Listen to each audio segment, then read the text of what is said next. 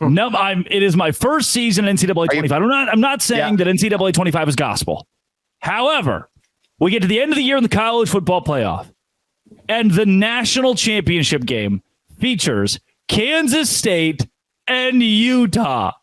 And I, on my couch, am internally screaming as the Big 12 has finagled 2 national champions. Now, is that going to happen? Very tough. But the computer that knows all had Utah winning the national championship. And I thought, holy cow, first ever simulation of college football, NCAA 25, has Utah winning the championship. So the pieces have to be there in some respect. If even if the AI can say, hey, this team's good enough to do it all. And what it's going to come down to, truly, is a matchup.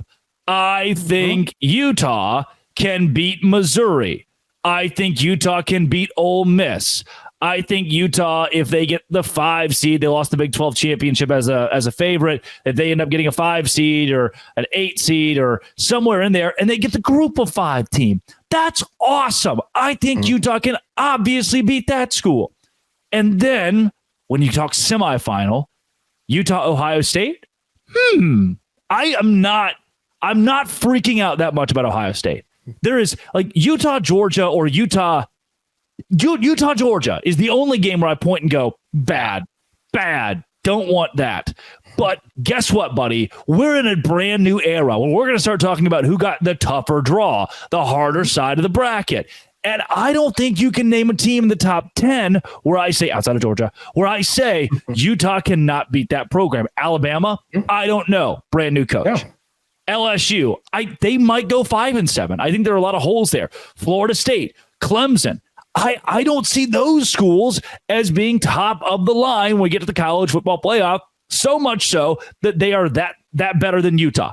Oregon, we've seen Utah beat Oregon. It's been a little bit, but we've seen Utah and Kyle Whittingham beat Oregon. The teams that are picked right now in the national champion, and Michigan, brand new head coach the same way. The teams that we see in a national championship conversation, and Utah is arguably one of those. They're a top 10 program. None of those scare me outside of Georgia. You get the right draw, the right upset in front of you, and Utah has as good a shot as pretty much anybody in the Big 12 to win the national championship this season. I get it. My little fun computer game over there on my little Xbox. It's not God. It doesn't know.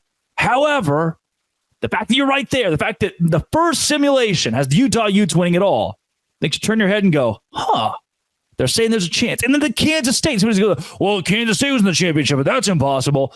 The New York Times just picked Avery Johnson to win the Heisman flipping trophy, man, which is crazy, by the way.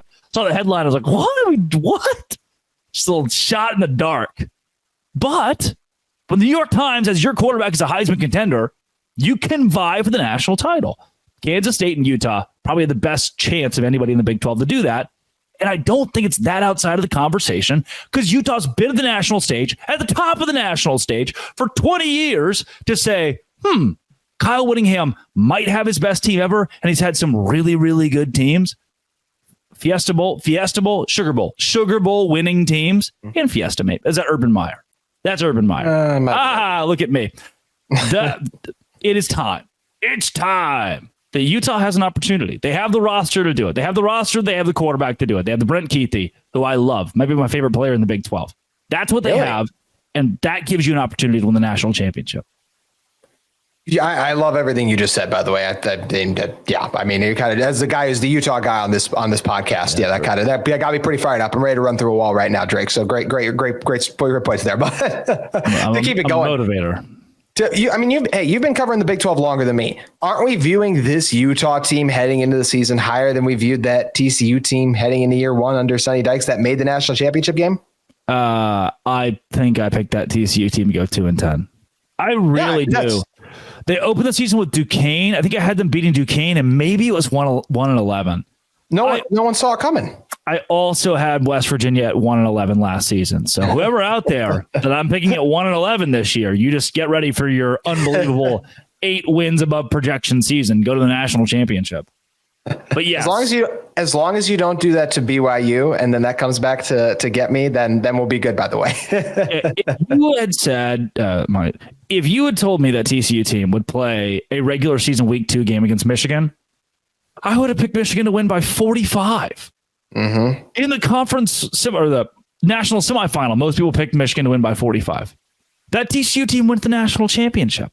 His Utah team, that was fluky, has proven by TCU's awful year last year. Yeah. This Utah team is on paper significantly better than what that TCU team was going into the season, and they went to the championship. They beat Michigan, who very well could have been the second best team in the country that year. And had they played Ohio State, maybe they're competitive-ish in the championship game. If you're Utah, there's no reason not to have hope. I look back at that 2021 Baylor team that wins the Sugar Bowl and say, 2021, right? Yes, I believe so. 22, maybe. Something like that. Maybe it's 21. I look at that team and think, that's a defense that you're seeing those guys ball out in the NFL, like Jalen Petrie or Terrell Bernard. Mm-hmm. That is a defense that could have competed with some of the top-end SEC defenses and at least given you a chance, especially after beating Ole Miss 21. Like, you held Lane Kiffin to 7 points and beat that team into submission. You've got a shot in the college football playoff to trip somebody up in a 12-game format. I think this Utah team is better than that Baylor team. This could go down as one of the best Big 12 teams, not named Texas or Oklahoma. Truly, based on the roster on paper.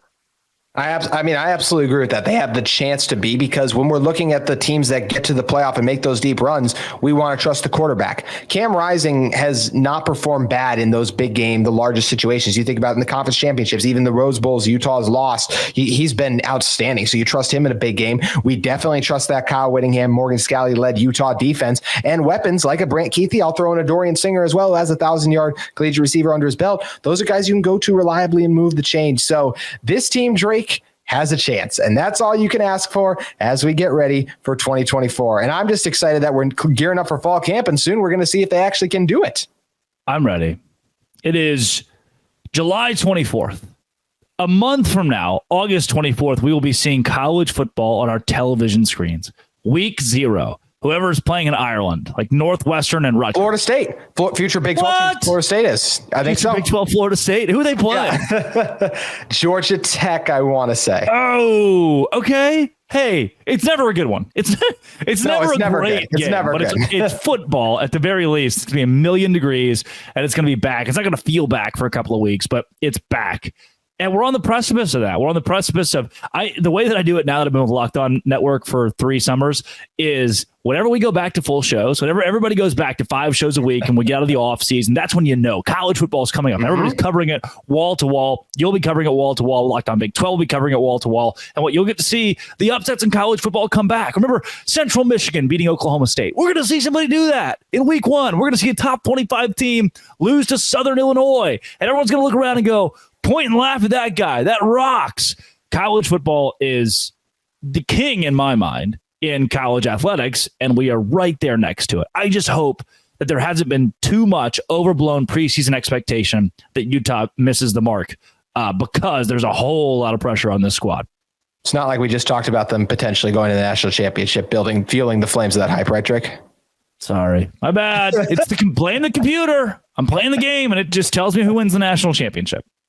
Oh, yeah. We'll chalk it up to AI, but we appreciate all of you for tuning in to this Locked On Utes, Locked On Big 12 crossover. Drake mentioned it. Season's right around the corner. We'll be coming at you every single day, bringing you the great content of the Big 12 conference. Drake, thanks again for joining me for this one.